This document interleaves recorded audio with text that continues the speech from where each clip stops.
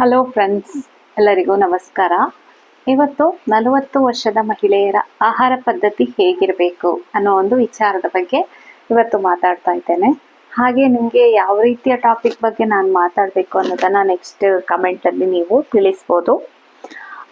ಇವತ್ತು ಯಾಕೆ ಈ ಆಹಾರ ಪದ್ಧತಿಯ ಬಗ್ಗೆ ನಾನು ಮಾತಾಡ್ತಾ ಇದ್ದೇನೆ ಅಂತ ಹೇಳಿದರೆ, ಈಗಿನ ಒಂದು ಜನ್ರೇಷನ್ ಇರ್ಬೋದು, ಈಗಿನ ಒಂದು ಆಹಾರ ಪದ್ಧತಿ ಇರ್ಬೋದು, ಹೇಗಿದೆ ಅಂತ ಹೇಳಿದರೆ ಪ್ರತಿಯೊಂದು ಕೂಡ ತುಂಬ ಹೆವಿ ಮೀಲ್ ತಗೊಳ್ಳೋದಿರ್ಬೋದು, ಜಂಕ್ ಫುಡ್ಗಳನ್ನು ತಿನ್ನೋದಿರ್ಬೋದು, ಎಣ್ಣೆಯಲ್ಲಿ ಕರೆದಂತಹ ಆಹಾರ ಪದ್ಧತಿಗಳನ್ನು ಜಾಸ್ತಿ ತಿನ್ನೋದು, ಆ ಥರ ಇದೆ. ನಾವು ಈಗ ಸಾಮಾನ್ಯವಾಗಿ ಎಲ್ಲರನ್ನು ನೋಡುವಾಗ ಎಲ್ಲರೂ ಕೂಡ ಯಾವುದೇ ಡಯಟ್ ಆ ಥರ ಯಾವುದೂ ಮಾಡದೆ ಯಾವಾಗಲೂ ಸ್ವೀಟ್ಸ್ ಅದೆಲ್ಲ ಜಾಸ್ತಿಯಾಗಿ ತಿನ್ನುವಂಥದ್ದು, ಆಹಾರವನ್ನು ಒಟ್ರಾಸಿಯಾಗಿ ಬೇಕಾಬಿಟ್ಟಿಯಾಗಿ, ಹಾಗೆ ಹೆವಿ ಕ್ಯಾಲೋರೀಸ್, ಐಸ್ ಕ್ರೀಮ್ ಇರ್ಬೋದು, ಹಾಗೆ ಈ ಫುಡ್ ಅಂತ ಹೇಳುವಂಥದ್ದು ಹೊರಗಡೆ ಸಿಗುವಂಥದ್ದು ಕೂಡ ಅಷ್ಟೇ ಜಾಸ್ತಿ ಆಗಿದೆ.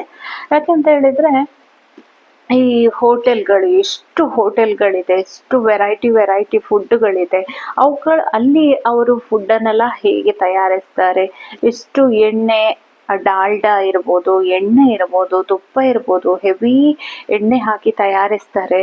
ಆದಷ್ಟು ಎಲ್ಲರೂ ವರ್ಕಿಂಗ್ ಇರ್ತಾರೆ, ಕೆಲ್ಸಕ್ಕೆ ಹೋಗ್ತಾರೆ, ಎಲ್ಲ ಹೊರಗಡೆ ಫುಡ್ಡನ್ನೇ ತಿಂತಾರೆ.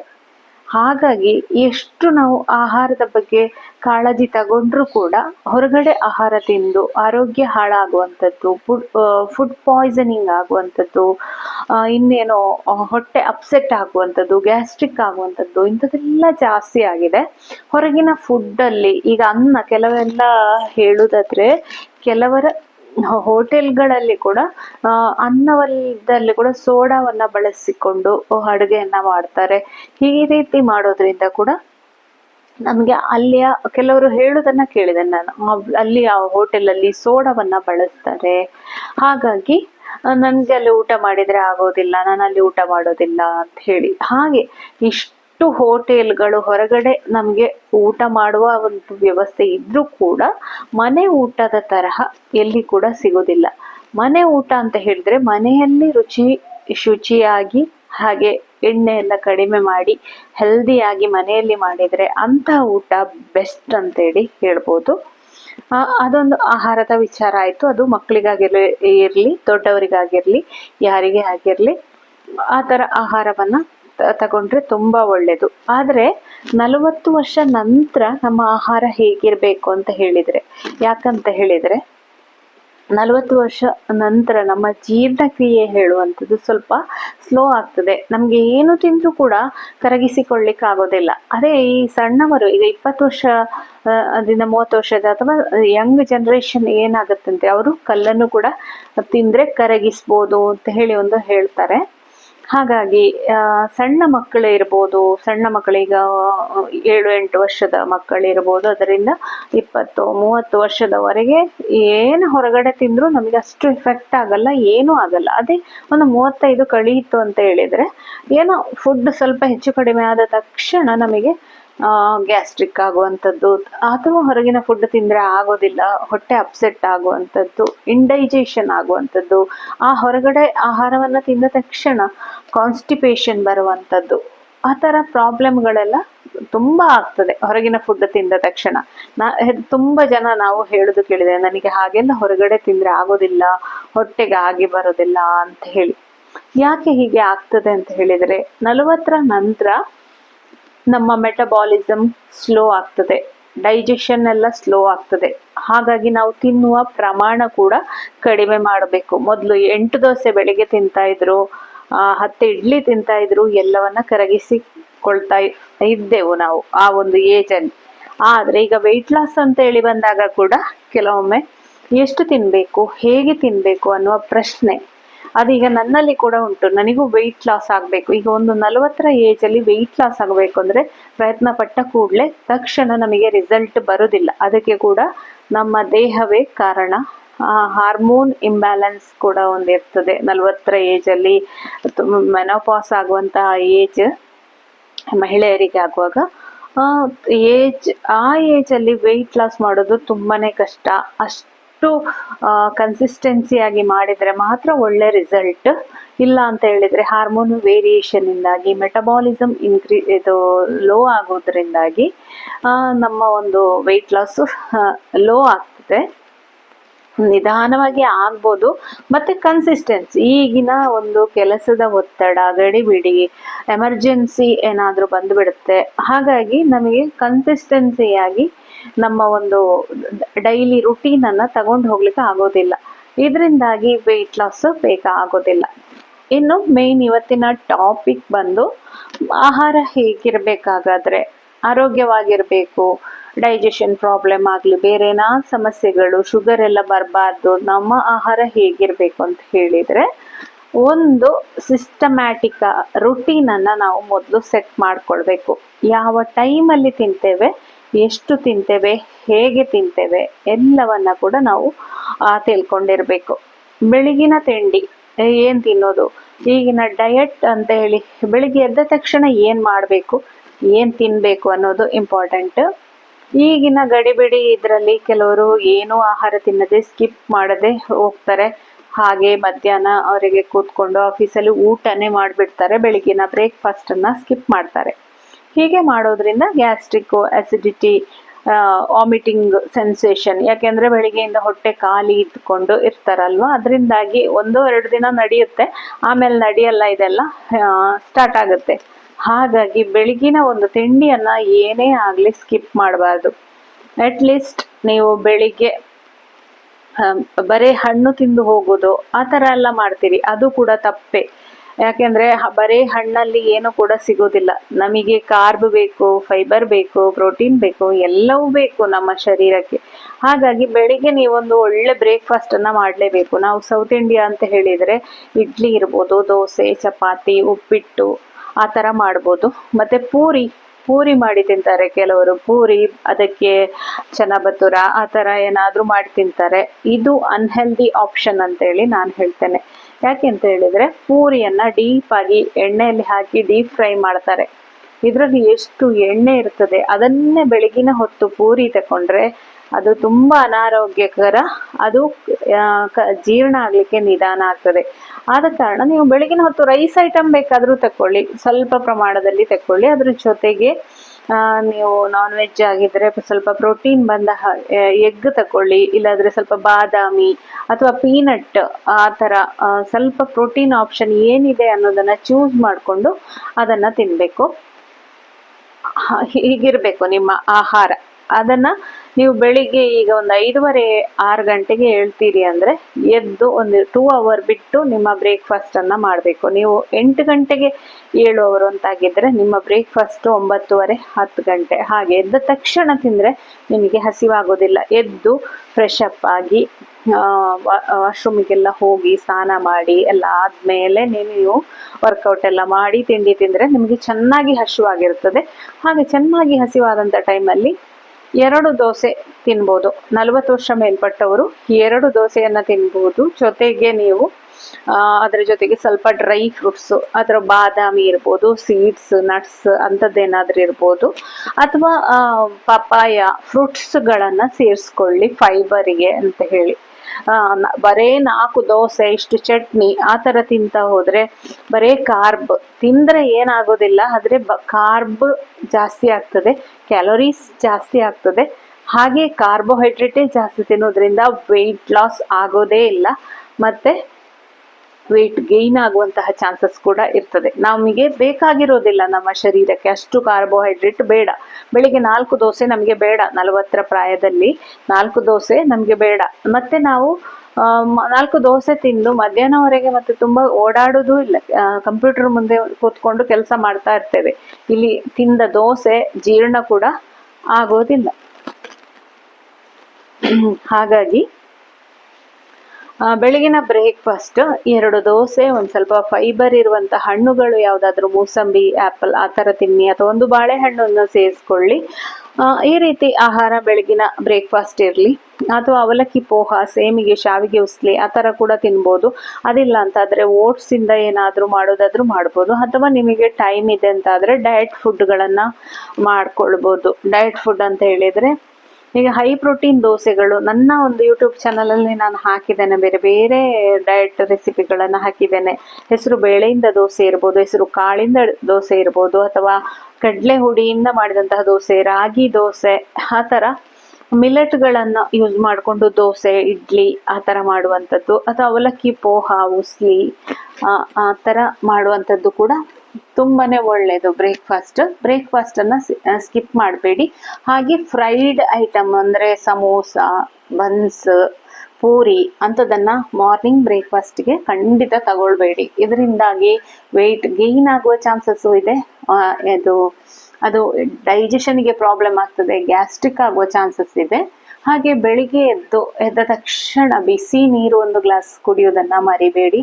ಅಥವಾ ಬೇರೆ ಜೀರಾ ವಾಟರ್ ಇರ್ಬೋದು, ಲೆಮನ್ ವಾಟರ್ ಇರ್ಬೋದು, ಅಂಥದನ್ನು ಕುಡಿಯೋದನ್ನು ಕೂಡ ಮಿಸ್ ಮಾಡದೆ ಡೈಲಿ ಕುಡೀರಿ. ಯಾವುದು ಮಾಡ್ಲಿಕ್ಕೆ ಕಷ್ಟ ಅಂತ ಅಂದರೆ ಅಟ್ಲೀಸ್ಟ್ 1 ಗ್ಲಾಸ್ ನೀರು ಅದನ್ನಂತೂ ಖಂಡಿತ ಕುಡಿಬೋದು. ದಿನಕ್ಕೆ ಎದ್ದ ತಕ್ಷಣ 1 ಗ್ಲಾಸ್ ಅಲ್ಲ, 2-3 ಗ್ಲಾಸ್ ಕೂಡ ನೀರನ್ನು ಕುಡಿಬೋದು. ಈ ರೀತಿ ಕುಡಿಯೋದ್ರಿಂದ ನಿಮ್ಮ ಡೈಜೆಷನ್ ಇಂಪ್ರೂವ್ ಆಗುತ್ತೆ. ಇದಾದ ನಂತರ ನೆಕ್ಸ್ಟ್ ಮಧ್ಯಾಹ್ನದ ಒಂದು ನಿಮ್ಮ ಲಂಚ್, ಅದರಲ್ಲಿ ಮಿಡ್ ಟೈಮ್ ಪುನಃ ತಿನ್ನಬೇಕು ಅಂತ ಏನಿಲ್ಲ. ಯಾಕೆಂದರೆ 40ರ ಏಜಲ್ಲಿ ನಮಗೆ ಹಸಿವೆ ಆಗೋದು ಒಂದು ಸ್ವಲ್ಪ ಕಡಿಮೆ ಆಗಿರ್ತದೆ. ಜಾಸ್ತಿ ಫುಡ್ ತಗೊಳ್ಬೇಕು ಅಂತ ಇಲ್ಲ. ನೀರನ್ನು ಜಾಸ್ತಿಯಾಗಿ ಕುಡೀರಿ, ಅದು ತುಂಬಾನೇ ಒಳ್ಳೆಯದು. ನಮಗೆ ಇದು ಆಗಾಗ ಟಾಯ್ಲೆಟಿಗೆ ಹೋಗ್ಬೇಕಾಗುತ್ತೆ ಅಂತ ಹೇಳಿ ಕೆಲ್ಸಕ್ಕೆ ಹೋಗೋರು, ಹುಡುಗಿಯರು ಆಗಿರ್ಬೋದು, ಹೆಂಗಸರಾಗಿರ್ಬೋದು, ಮಹಿಳೆಯರಾಗಿರ್ಬೋದು, ನೀರು ಕುಡಿಯೋದು ಕಮ್ಮಿ ಮಾಡ್ತಾರೆ. ನೀರು ಕುಡಿದಷ್ಟು ಹೋಗ್ಬೇಕಾಗತ್ತಲ್ವಾ, ಕೆಲಸದ ಎಡೆಯಲ್ಲಿ ಹೋಗ್ಲಿಕ್ಕೆ ಕಷ್ಟ ಆಗ್ತದೆ ಅಂತ ಹೇಳಿ ಹಾಗೆ ಮಾಡೋರಿದ್ದಾರೆ. ಖಂಡಿತ ಆರೋಗ್ಯದ ಬಗ್ಗೆ ಅಸಡ್ಡೆ ಮಾಡಬೇಡಿ, ನೀರನ್ನು ಜಾಸ್ತಿ ಕುಡೀರಿ. ನಿಮಗೆ ಮಿಡ್ ಟೈಮು ನೀವು ಮಾರ್ನಿಂಗ್ ಬ್ರೇಕ್ಫಾಸ್ಟ್ ಚೆನ್ನಾಗಿ ಆಗಿದೆ ಅಂತ ಆದರೆ ನಿಮಗೆ 11 ಗಂಟೆ ಅಷ್ಟೊತ್ತಿಗೆ ಹಸಿವೆ ಆಗಲಿಕ್ಕೆ ಸಾಧ್ಯನೇ ಇಲ್ಲ, ಖಂಡಿತ ಹಸಿವೆ ಆಗೋದಿಲ್ಲ. ನೀವು ಮಾರ್ನಿಂಗ್ ಬ್ರೇಕ್ಫಾಸ್ಟ್ ಕರೆಕ್ಟ್ ಆಗಿಲ್ಲ ಅಂತ ಇದ್ದರೆ 11 ಗಂಟೆ ಆಗೋ ನಿಮಗೆ ಹಸಿವಾಗ್ತದೆ. ಹಾಗೆ ಹಸಿವಾಯಿತು ಅಂದರೆ ಒಂದು ಬಾಳೆಹಣ್ಣು ಆ ಥರ ತಿನ್ನಿ, ಅಥವಾ ನೀವು ಎಗ್ ಬಾಯ್ಲ್ ಮಾಡಿ ತಗೊಂಡು ಹೋಗ್ಬೋದು. ಒಂದು ಬಾಯ್ಲ್ ಎಗ್ಗನ್ನು ನೀವು ತಿನ್ಬೋದು ಅದಿಷ್ಟ ಅಂತ ಆದರೆ, ಅಥವಾ ಒಂದು ಎಳನೀರನ್ನು ಕುಡಿಬೋದು, ಅಥವಾ ಏನಾದರೂ ಡ್ರೈ ಫ್ರೂಟ್ಸ್ ಇದ್ದರೆ ಅದನ್ನು ತಗೊಳ್ಬೋದು. ಅದು ಬಿಟ್ಟು ಬೇರೆ ಜಂಕ್, ಸಮೋಸ, 11 ಗಂಟೆಗೆ ಆಫೀಸಲ್ಲಿ ಇದ್ದೀರಿ, ವರ್ಕ್ ಮಾಡೋರು ಅಂತಾಗಿದ್ರೆ ಸಮೋಸ ಮತ್ತು ಏನೋ ಪುನಃ ಕಾರ್ಬ್ ಹೋಟ್ಲಿಂದ ದೋಸೆ ತರಿಸಿ ತಿನ್ನೋದು 11 ಗಂಟೆಗೆ, ಆ ಥರ ಎಲ್ಲ ಮಾಡಬೇಡಿ. ಮನೆಯಲ್ಲಿದ್ದ ಹೆಂಗಸರಾಗಿದ್ದರೆ, ಮನೆಯಲ್ಲಿರುವವರಾಗಿದ್ದರೆ ಮನೆಯಲ್ಲೇ ಡಬ್ಬದಲ್ಲಿದ್ದ ಚಿಪ್ಸನ್ನು ತೆಗೆದು ತಿನ್ನುವಂಥದ್ದು, ಸೊಂಟೆಯ ಮಿಕ್ಸ್ಚರ ಏನೋ ಡಬ್ಬದಲ್ಲಿ ಇರ್ತದೆ ಅದನ್ನು 11 ಗಂಟೆಗೆ ಸರಿ ತಿನ್ನುವಂಥದ್ದು, ಅದ್ರ ಜೊತೆಗೆ ಟೀ ಕುಡಿಯುವಂಥದ್ದು ಅಂಥದ್ದು ಆಲ್ಮೋಸ್ಟ್ ಮಾಡ್ತಾರೆ. ಈ ರೀತಿ ಮಾಡೋದ್ರಿಂದ ಕೂಡ ವೆಯ್ಟ್ ಲಾಸ್ ಆಗೋದಿಲ್ಲ. ಹಾಗೆ 11 ಗಂಟೆ ಅಷ್ಟೊತ್ತಿಗೆ ಆ ಥರ ಫ್ರೈಡ್ ಐಟಮ್ಗಳನ್ನು ತಿನ್ನಬೇಡಿ. ಅದರ ಬದಲಾಗಿ ಫ್ರೂಟ್ಸನ್ನು ತಿನ್ನಿ. ಒಂದು ಮಾವಿನ ಹಣ್ಣು, ಇಡೀ ಮಾವಿನ ಹಣ್ಣಲ್ಲ, ಸಣ್ಣ ಮಾವಿನ ಹಣ್ಣು ಒಂದು ಕಟ್ ಮಾಡಿ ಒಂದು ಪೀಸ್, ಅಥವಾ ಬೇರೆ ಬೇರೆ ವೆರೈಟಿ ಹಣ್ಣುಗಳಿದೆ, ಆ ಥರ ಹಣ್ಣುಗಳನ್ನು ನೀವು ಚೂಸ್ ಮಾಡಿ, ಅದು ತುಂಬ ಒಳ್ಳೆಯದು ಆರೋಗ್ಯಕ್ಕೆ.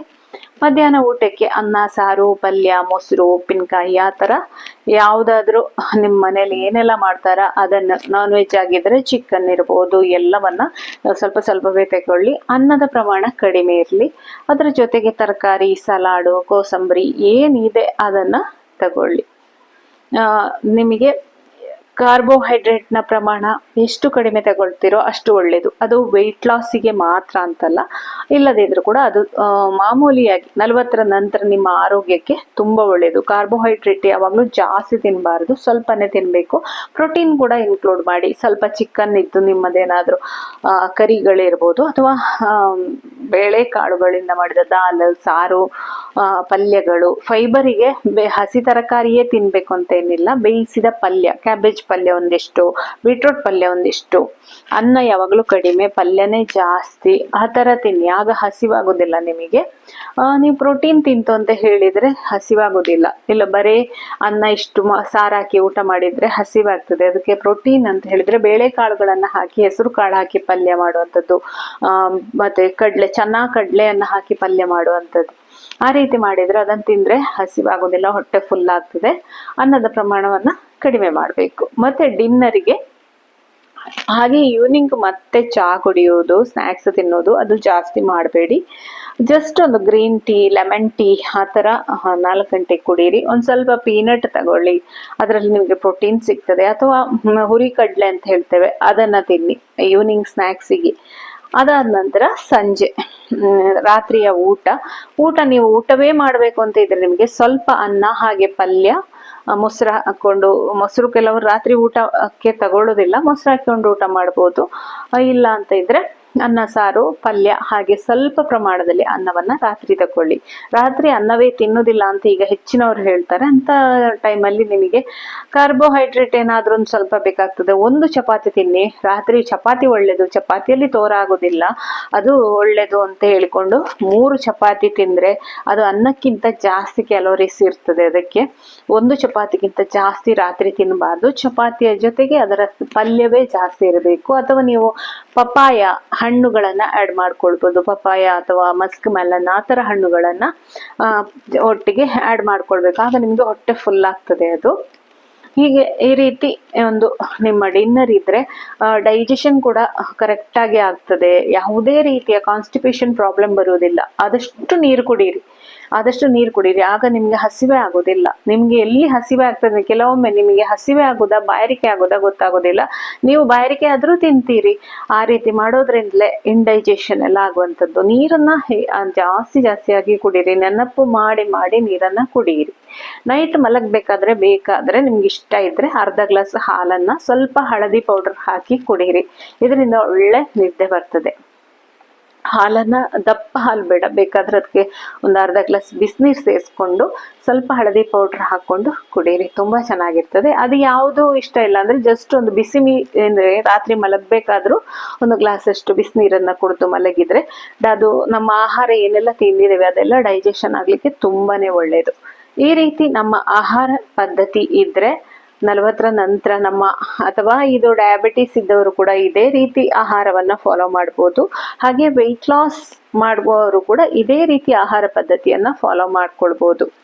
ನಮ್ಮ ಒಂದು ಬ್ಯಾಲೆನ್ಸ್ಡ್ ಆಹಾರ ಅಂತ ಹೇಳಿ ಏನು ಹೇಳ್ತೇವೆ, ಬಟ್ಲಲ್ಲಿ ಫೈಬರ್ ಇರಬೇಕು, ಕಾರ್ಬೋಹೈಡ್ರೇಟ್ ಇರಬೇಕು, ಪ್ರೋಟೀನ್ ಇರಬೇಕು, ಎಲ್ಲವೂ ಫ್ಯಾಟ್ ಕೂಡ ಇರಬೇಕು, ಸ್ವಲ್ಪ ತುಪ್ಪ ಕೂಡ ತಿನ್ಬೇಕು. ಒಂದು ದೋಸೆ ತಿಂತೇವೆ ಅಂದ್ರೆ ಅದಕ್ಕೊಂದು ಅರ್ಧದಿಂದ 1 ಚಮಚದಷ್ಟು ತುಪ್ಪ ಕೂಡ ಹಾಕಿ. ಯಾಕೆ ಅಂದ್ರೆ ನಮ್ಮ ಸ್ಕಿನ್ನಿಗೆ ಹಾಗೆ ನಮಗೆ ನಮ್ಮ ಬೋನ್ ಚೆನ್ನಾಗಿರ್ಲಿಕ್ಕೆ ಎಲ್ಲವೂ ಏನು ತುಪ್ಪ, ಬೆಣ್ಣೆ ಅಂತದ್ದೆಲ್ಲ ತುಂಬಾ ಅಗತ್ಯ ನಮ್ಮ ಶರೀರಕ್ಕೆ.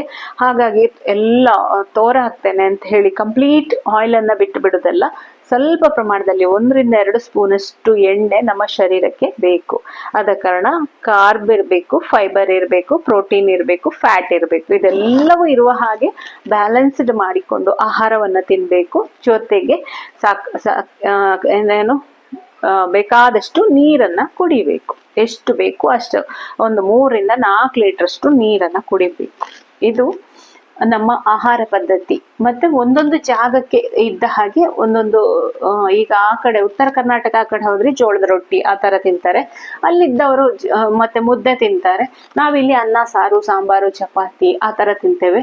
ಆಯಾಯ ಪ್ರದೇಶಕ್ಕೆ ತಕ್ಕ ಹಾಗೆ ಆಹಾರ ಪದ್ಧತಿ ಇದ್ರೆ ಅದನ್ನೇ ನಾವು ಮಾಡಿದ್ರಾಯ್ತು. ನಾವಿಲ್ಲಿ ಜೋಳದ ರೊಟ್ಟಿ ಮುದ್ದೆ ತಿನ್ಲಿಕ್ಕೆ ಆಗೋದಿಲ್ಲ, ಅಲ್ಲಿ ಅವರು ನಮ್ಮ ಹಾಗೆ ತಿನ್ಲಿಕ್ಕೆ ಆಗೋದಿಲ್ಲ.